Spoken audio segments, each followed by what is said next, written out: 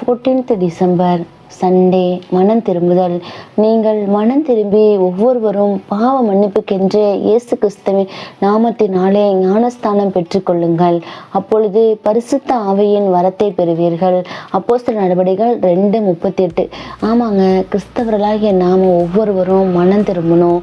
ஏதோ பெயருக்கேற்ற கிறிஸ்தவங்களா இல்லாம நம்ம மனம் திரும்பி ஞானஸ்தானம் பெறணும். அப்படி நம்ம ஞானஸ்தானம் பெறுறது தான் கிறிஸ்தவ வாழ்க்கையில ஒரு பாவ மன்னிப்புக்கு ஒரு வழியா இருக்கும். அதனால நம்ம ஒவ்வொருவரும் மனம் திரும்பி ஞானஸ்தானம் பெறணும்.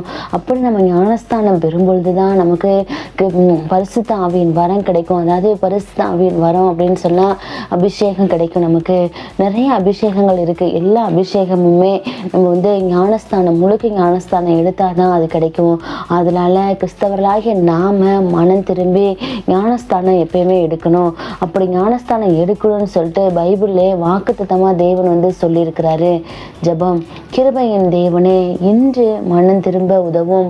உமது மன்னிப்பை பெற கிருபை தாரும். பரிசுத்த ஆவியின் வரத்தை அனுபவிக்க உதவும். ஆமென். Have a great Sunday.